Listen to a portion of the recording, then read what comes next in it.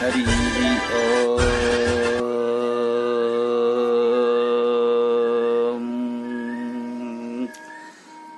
ओम गंगणपतये नमः। ओम गुरुभ्यो नमः। ओम ऐं सरस्वत्यै नमः।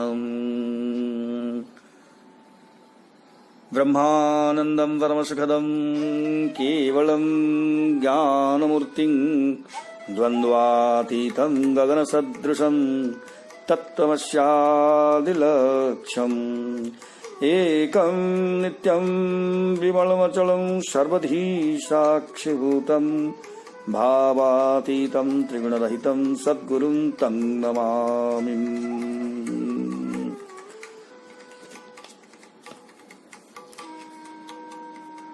Divya Atman, my dear spiritual friends, the fellow seekers, let us discuss today about the prerequisites of spiritual sadhana as guided by our holy master Sri Swami Shivananda Maharaj. We will discuss about certain principles that we have to observe in our sadhak life to progress quickly in the path of evolution.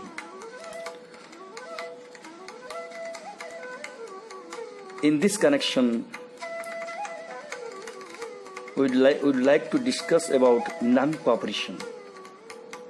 Non-cooperation is the most ancient spiritual weapon that the sages of India taught us for attaining spiritual independence. Do we know the technique of this non-cooperation? It is non-cooperation with the mind, with the impure lower mind, which prompts us to do all sorts of evil actions. If we wish to attain suzerainty over ourselves, we should never ever cooperate with the vicious mind. If the mind says, go and see a movie, refuse to listen to it and go to the temple instead. If it says, read a novel, then take up the Gita and start studying it. This is practicing spiritual non-cooperation. We must commence practicing from today, nay, from this very moment, and enjoy power, peace and happiness that we derive from it. We would very soon be free from every kind of evil, and there would be rapid growth in spirituality. Peace, perfection and freedom eternal will be attained. We are now a master of ourselves, an undaunted spiritual hero. All saints point us the way to practice ahimsa, satyam and brahmacharya, which constitute the very foundation of the spiritual sadhana. We must be grounded on these fundamental virtues, and through various judicious methods, all our senses must be brought under perfect control. Then comes the sadhana of patience. It is another fundamental virtue and a prerequisite for success in spiritual life. Forgiveness and patience alone will make us a saint in this very moment. In this context, story of Bhrigu Rishi is pertinent.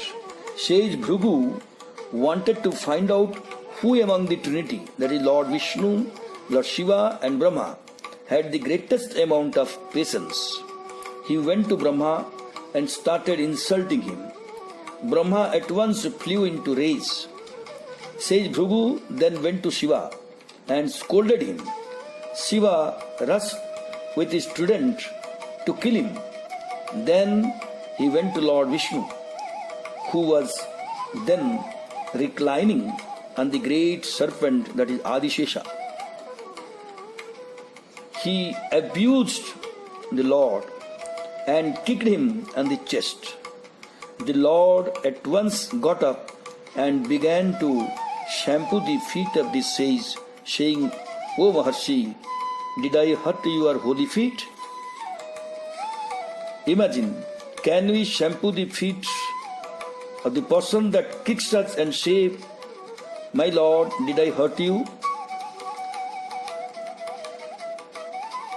So, from here, we come to the conclusion that patience is a great virtue that we must practice.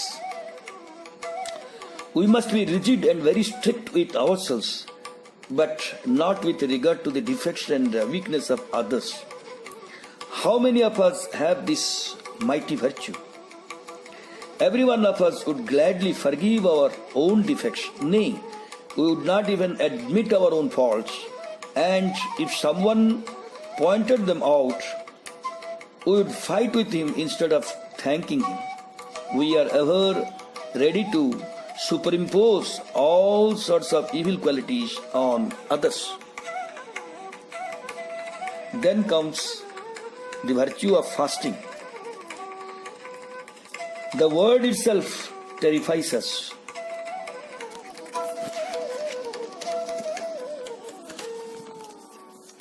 We can't go without food even for a day in a month. Can't even abandon our snacks. We take food 6 times a day. And if we do not get our coffee or tea at the bedtime, one day even, we are greatly upset. Our body and mind are purified through fasting. It helps us to get full control over our senses. We should fast completely on Ekadasi. At first, it looks forbidding, but later, when we enjoy the bliss of inner peace, the bliss of prayer, we eagerly look forward to the day of Ekadasi. Through self-control, prayer and meditation, we can develop our willpower to a very great degree. It is this willpower that enables us to stick tenaciously to the resolves we impose upon ourselves. Tenacity is the secret of success and God relation as well. We should not relax our vigilance and allow faint-heartedness to overpower us. Our Gurudev, the beloved Holy Master, admonishes us to be regular in our kirtan, meditation and japa. We should pray God daily, should have absolute faith in Lord's name. Ram Nam should be our life breath.